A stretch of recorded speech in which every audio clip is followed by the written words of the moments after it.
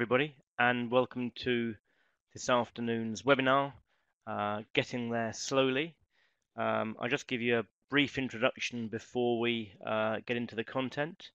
So my name is Mark Newman. I'm a senior consultant with the Telecoms and Tech Academy. Before working full-time at the Academy, I headed up research at Ovum, which is a sister company to the Telecoms Academy, producing research on the global telecom sector, and I'm indebted to Ovum for a large number of the data sets that are accompanying this presentation. And if you are interested in getting more data on the African, the global market, then I would urge you to speak to people at Ovum. I can always help you with those details. The second point I'd like to make is that those of you who know the Telecoms Academy will have noticed that we are now the Telecoms and Tech Academy, and that's very much a deliberate change in focus. I think anybody looking at the telecom scene will have observed that telecoms is moving into more of a tech era. A number of the telecoms companies I now speak to talk about themselves as being tech companies. We're moving into an era of computational telecoms, so only appropriate that our focus should shift from telecoms into telecoms and tech.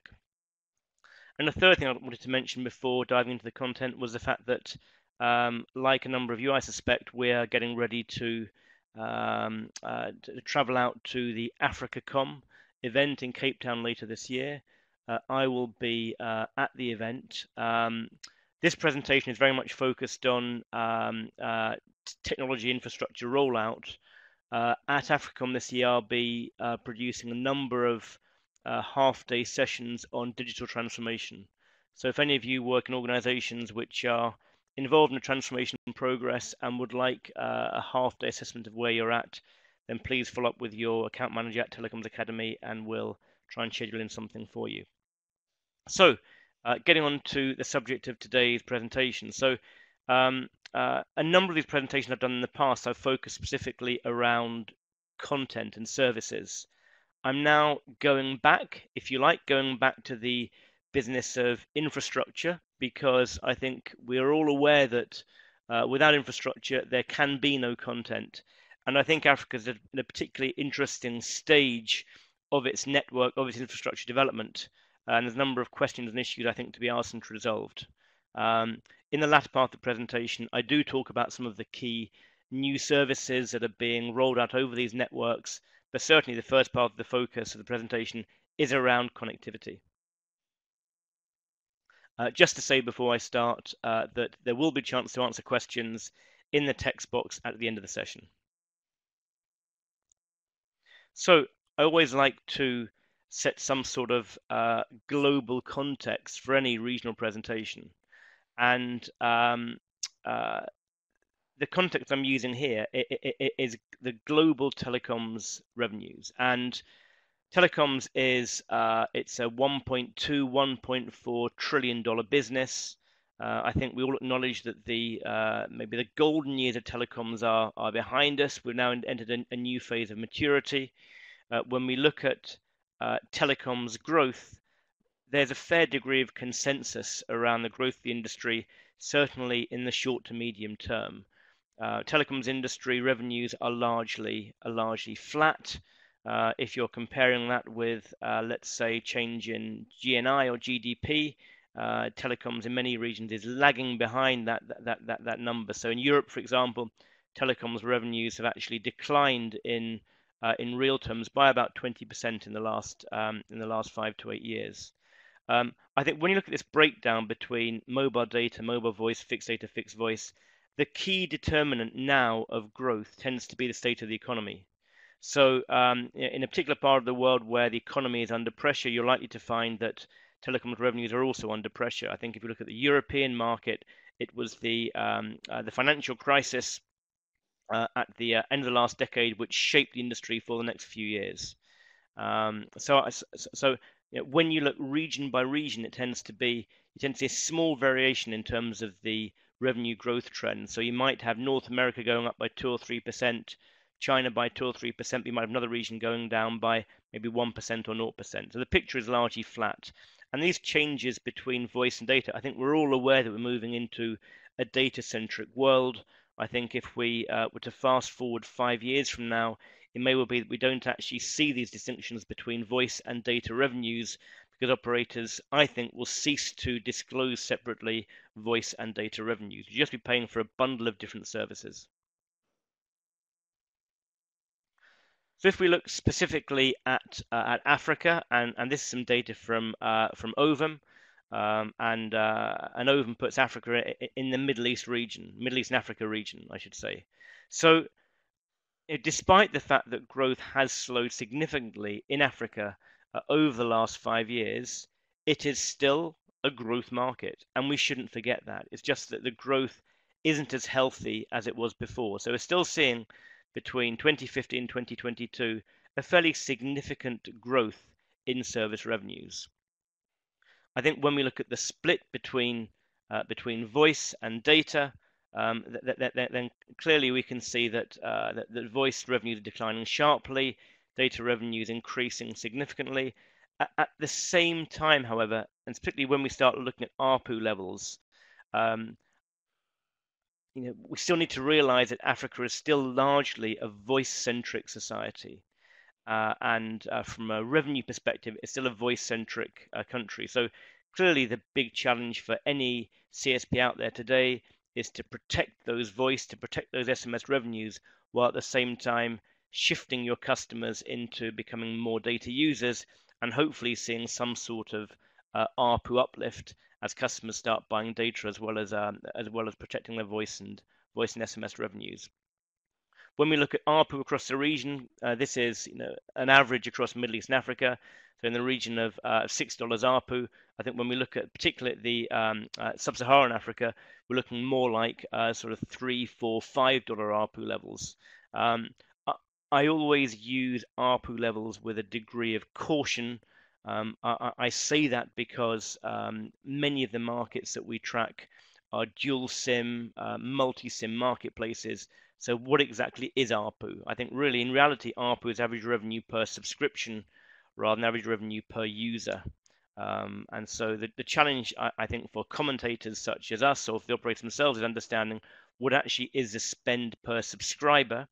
No one has that actual hard data because that spend is split across 2 or more networks.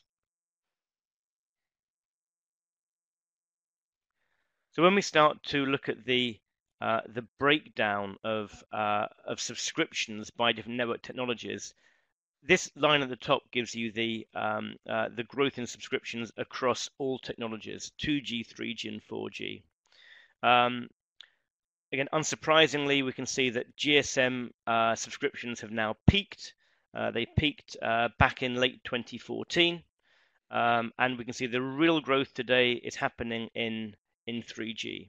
And so we're predicting, or Ovum is predicting, that sometime towards the end of 2018, early 2019, the number of 3G subscriptions will overtake the number of 2G subscriptions. And so when we think about this in a broadband connectivity perspective, clearly we are talking about 3G connectivity being the key internet bearer over the next several years. Again, I think one of the issues that people often forget about when looking at Africa from the outside in terms of the key drivers for the shift from one generation to the next, from 2G to 3G to 4G, is the cost of devices. And in practice, it tends to be the cost of the device that tends to be, or even in some cases, the cost of actually, or the inconvenience of upgrading the SIM card that can be the real inhibitor, the real obstacle to getting your customers to upgrade from 2G to 3G to 4G. I think going back to these graphs here, we can see that LTE, which is the purple line, we are still at the very early stages of LTE growth, and this perhaps is the main message from today's presentation, which is that when we look at many of the developed markets across the world, when we look at Europe, when we look at North America, when we look at North Asia, LTE has now become a mass market. When we talk about mobile broadband subscribers now in those markets, we're largely talking about 4G subscribers. And in the case of Africa, and we'll be exploring the reasons why, LTE is proving a harder nut to crack, shall we say, than other parts of the world. Um, the other growth number that we're looking at here is 5G, and as you can see, we are not expecting any significant deployment of 5G until outside of this forecast period. So yes, we will see some early 5G subscriptions in possibly in South Africa, possibly in North Africa in 2021-22. It's going to be some time before it becomes a mass market. So we thought it'd be useful just to break these numbers down into some of the largest marketplaces, just to give you an idea of what percentage of the total number of mobile subscriptions is accounted for by 4G, that's by LTE today. So we've taken South Africa, Egypt, Morocco, Nigeria, Tanzania, Kenya, another category, others, to show you the growth in LTE as a proportion of 4G subscriptions in Africa. And I think it's worthwhile just spending a few minutes looking at the status of the LTE market today in Africa. And as at 1Q 2017, 84 of Africa's 217 mobile operators ran a 4G LTE network. So 84 of 217, so that's just over 1/3. The coverage of those networks was limited to urban areas. By the end of 2016, Africa had 15 million LTE subscriptions, and that accounted for a lot less than 5%. It actually accounted for 1.4% of Africa's mobile market. One country in particular, South Africa, accounted for 58% of the continent's LTE subscriptions. Now, when we think about LTE, we need to think about LTE in a fixed capacity and a mobile capacity. When we're thinking about fixed, we're thinking about mobile CPE, we're thinking about an LTE modem and people using LTE in the home as if it was a fixed broadband router. And Africa had 2 million fixed LTE subscriptions at the end of 2016. And interestingly, that accounted for 13% of total broadband connections. And I think it's fair to say that LTE remains a high-end technology with broadband access as the main driver. When we look on a global basis at LTE, and I mentioned this in the last slide, LTE accounted for 25% of global subscriptions. So clearly, Africa is lagging in terms of LTE. Now, what are the reasons for this? And I mentioned before device costs. That's clearly been a major issue. I think over the next couple of years, the price differential is going to continue to narrow between WCDMA and LTE devices. But spectrum auctions and high license fees remain a major issue for LTE in Africa. And in reality, the most suitable frequency ranges for LTE are yet to be auctioned in Africa. In early 2017, 44% of the 84 LTE networks were run using refarmed spectrum in the 1800 megahertz band. We also saw some 2.3 gigahertz, 2.5 gigahertz bands used for LTE. Now, the 700 megahertz band, which we think is the band most suitable for LTE, particularly useful in Africa to provide good coverage, is still not in Africa due to delays in the digital broadcast migration. I think if we're looking ahead towards 5G, the reality is that until Africa sorts out 4G, there's no point really in thinking about 5G. So I think it's interesting just to show the extent to which the region is dominated by mobile subscriptions, and fixed broadband is a tiny part of the entire marketplace. And that fixed broadband number, they're the little sort of blue categories in the top here. We need to remember that comprises both DSL fiber, and it comprises fixed LTE, and it comprises fixed WiMAX. So when we're looking at the internet market, we're looking at the red and the blue categories, and we can see that Africa is mobile centric. And that is particularly relevant, I think, because when we think about the mobile broadband marketplace in, as I say, in North America or in Europe, if you are a smartphone user in those countries, then 2/3 of your usage of that smartphone will be using Wi-Fi at work, at home, when you're out and about. And because of the lack of fixed broadband in Africa, the devices will not be falling back to Wi-Fi. Hence, it creates a far greater strain on the mobile network.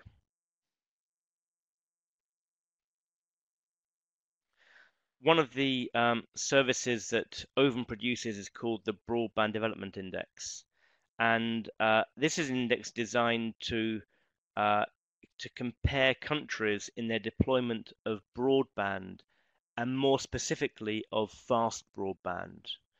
And clearly, you'll score more points if you have deployed LTE compared to deploying 3G. You'll score more points if you've deployed fiber to the home versus DSL. And how the index works is that regions and indeed countries are granted a score between 0 and 250 for mobile broadband on the one hand and for fixed broadband on the other. As we can see, North America is the most developed region in the world. It's fixed broadband, marginally more evolved from a fast broadband perspective than its mobile broadband. If we look at Africa, again, I don't think these numbers are a particular surprise to anybody. Clearly, Africa is more advanced in the mobile and the fixed perspective. I think what we can expect as Africa rolls out more 4G is that grey band getting bigger and bigger and the red band staying the same. It's very interesting that we have Central and Southern Asia just in the category above Africa here, and that number clearly includes India and the Indian subcontinent. And India had also been slow to adopt 4G, but we're seeing some of you might have heard of an operator called Jio, that's JIO, which has taken the Indian market by storm in the last year. It offered a limited period of free or very cheap, I should say, very low priced mobile broadband access, and it's become the fastest growing mobile network operator in the world. So mobile broadband has become available to whole swathes of the Indian subcontinent. We're seeing a more gradual rollout, shall we say, in the African continent.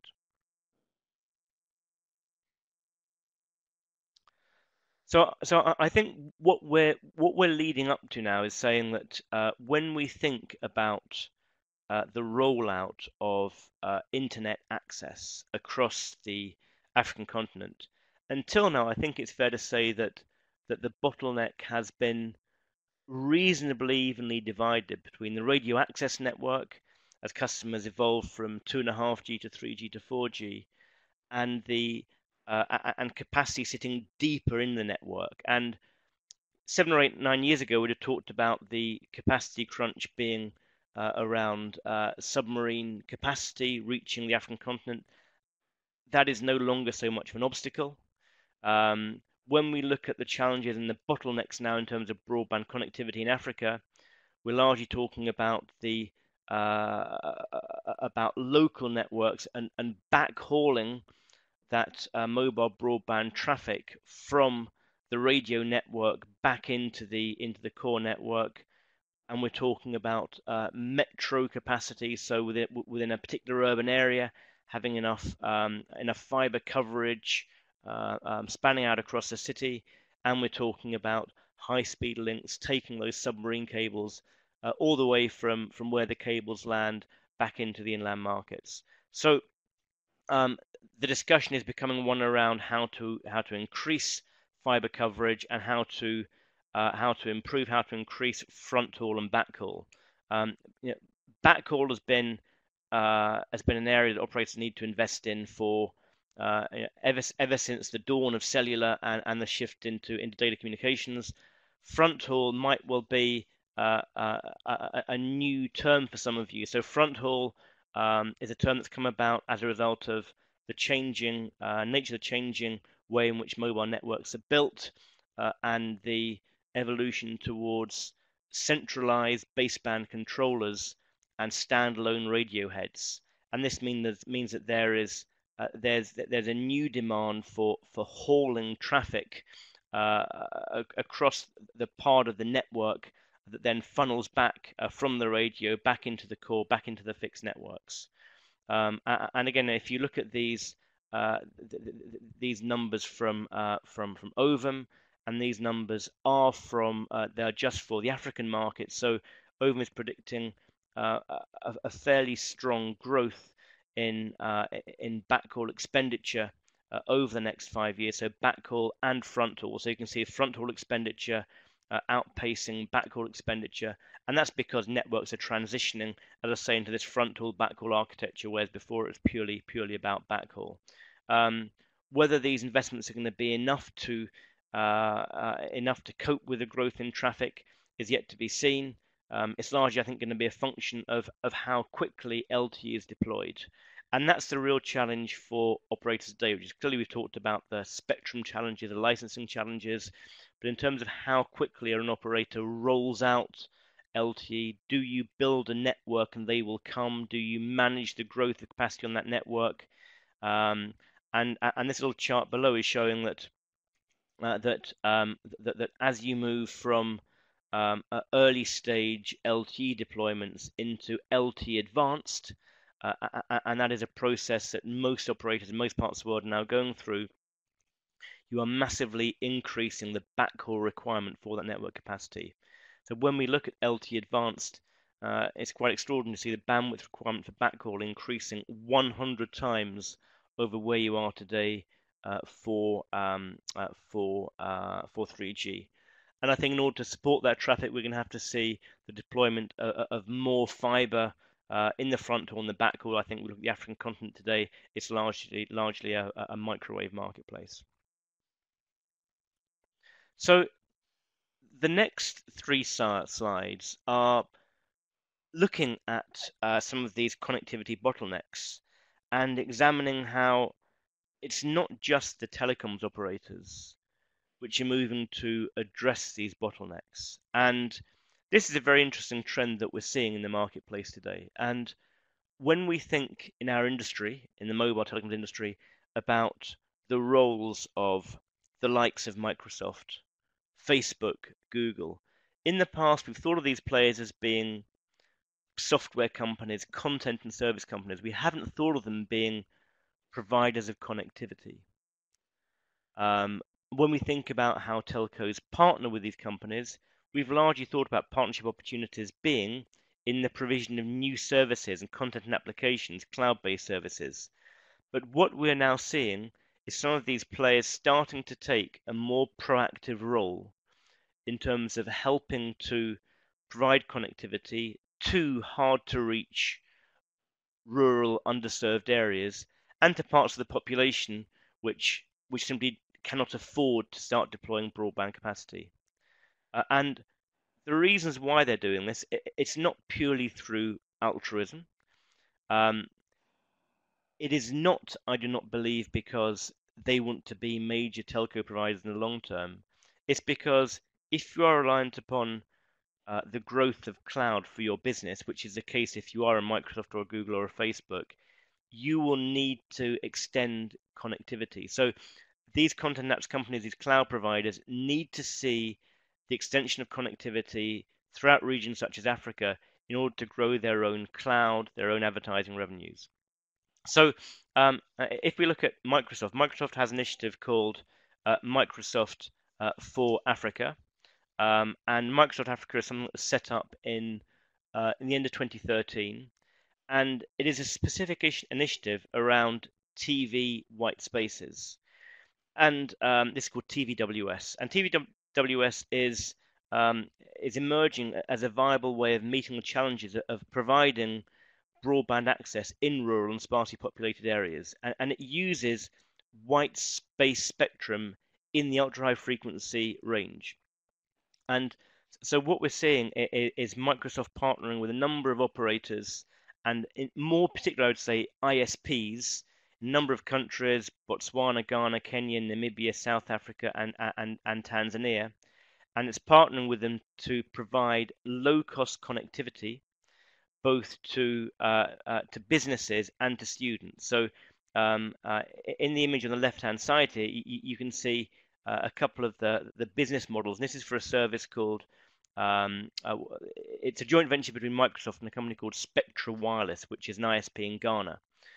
And Spectrify is it's a solution designed for small government enterprises, small enterprise and government enterprise institutions, and it's combining access via TV white space, and it's combining access with the provision of cloud backup services and mobile devices.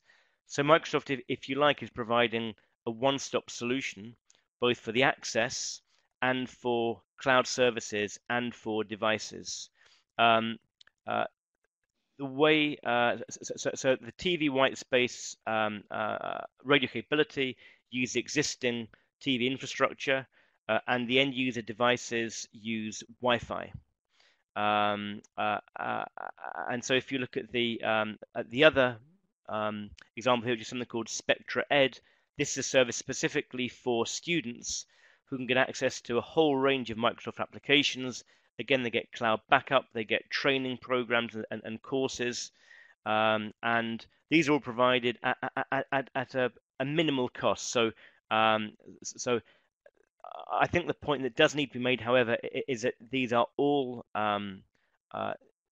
trial services. We're still waiting for the deployment of wide-scale commercial services.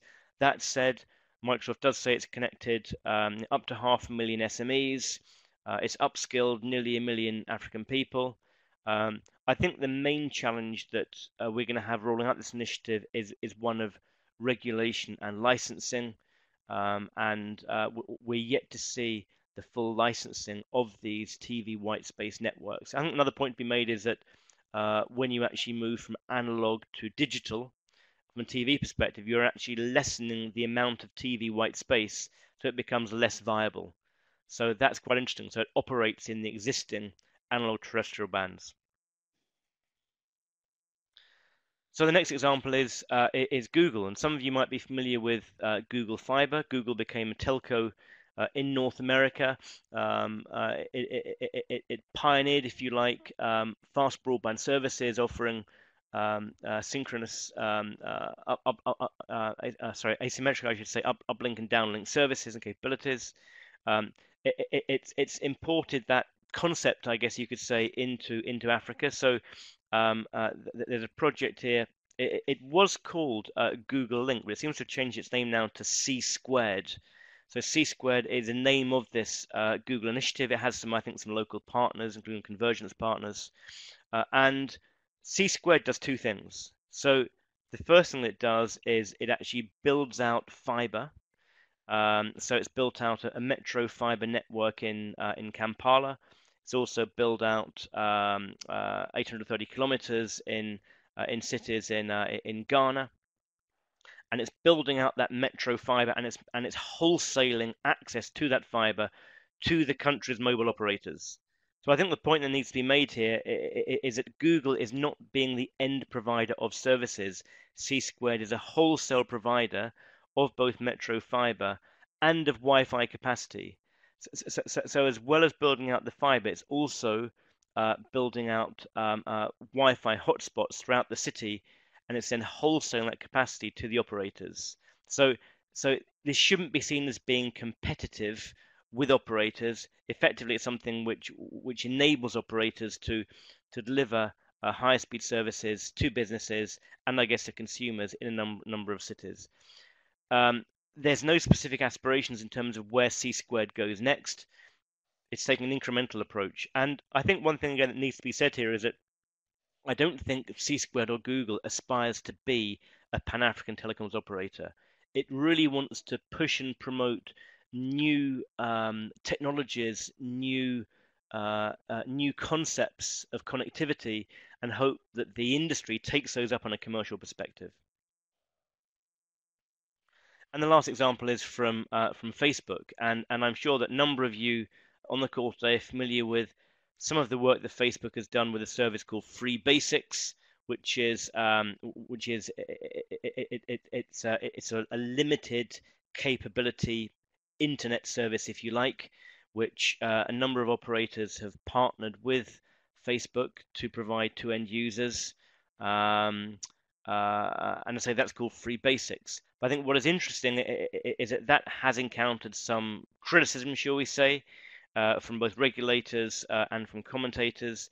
And many of Facebook's initiatives now are more in the network space. So you might have heard something called TIP, Telecom Infra Project, and this initiative with Facebook working with a number of operators around the world. In the region, it works with Orange, it works with Zain, it works with MTN, and the initiative is looking at new, cheaper ways of building out high-speed capacity and of serving underserved populations in regions such as Africa. There's something here called Express Wi-Fi. This is another Facebook initiative, not specifically in Africa. And indeed, the first Express Wi-Fi service was rolled out in India with Airtel, and it's a free Wi-Fi hotspot service. I think initially rolled out in stations in Delhi, maybe some other cities. Given that Airtel has been involved in that project in India, I wouldn't be the least surprised to see Airtel partnering with Facebook for Express Wi-Fi within Africa. In another initiative, Facebook is partnering with Airtel and a wholesale provider to build an optic fiber backhaul network to provide support for 3G and 4G within Uganda. So very similar, if you like, to what Microsoft is doing with Microsoft for Africa. And then we have MTN, which became the first operation in the world to test a platform called Voyager, which is an open source platform that's designed to cut network costs and improve connectivity. And the little image here is of a pilotless drone or glider, if you like, and Facebook is experimenting with that to roll out capacity in hard to reach areas. So the last few slides here, just looking briefly at the status of new digital services, and this is a slide that I've used for a number of years now, and this maps out the B2C and B2B landscape in terms of new digital services, new areas that CSPs can expand into. And I think what we've seen over a period of 5 years is that while the focus some time ago might have been B2C consumer services, now the focus is very much B2B and B2B services, and particularly when we're thinking about ICT services, cloud computing, and IoT. So when I think about this, so this is a global slide. When I think about Africa specifically, I see a number of large operator groups expanding into ICT services, developing cloud computing capabilities, thinking vertically about their enterprise business, thinking about rolling out vertical-based solutions. And I think what's interesting when you think about some of these vertical solutions, when we think about connected health, for example, connected health is can be seen as being a B2C market, but actually, when we think about how CSPs are moving in vertical markets, in many ways they might be taking a B2B2C approach rather than a pure B2C approach.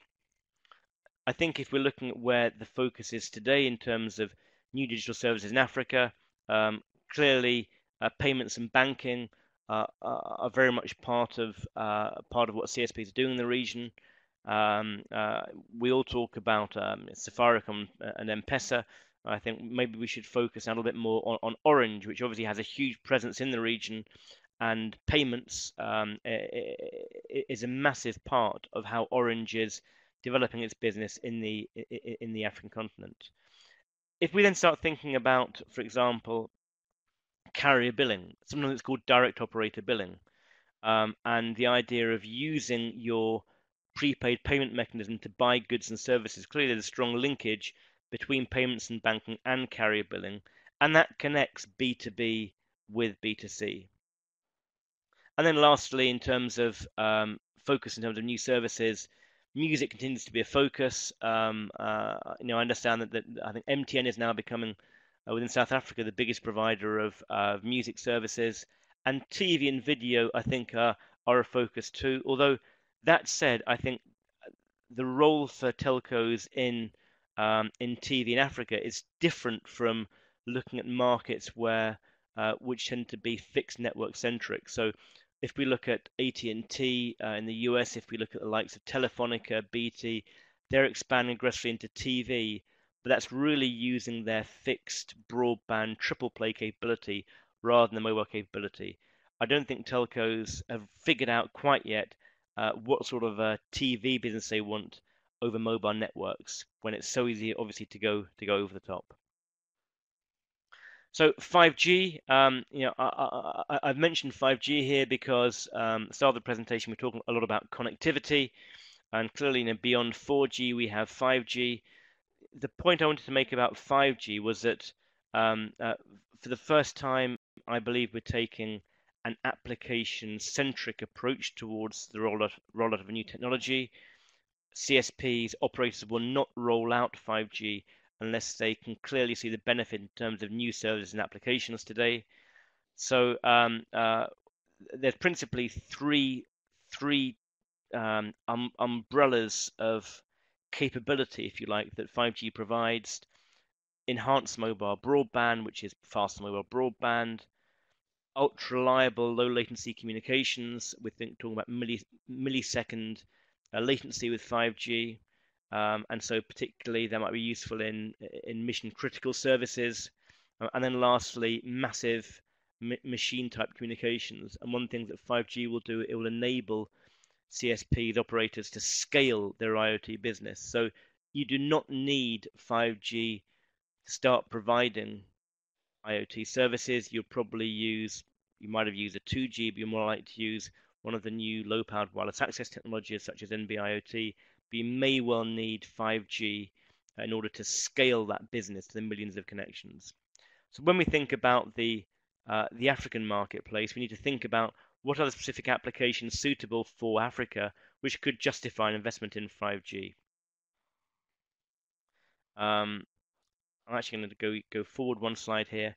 And when we think about those specific services that operators may be interested in investing in when it comes to IoT, operators are thinking vertically.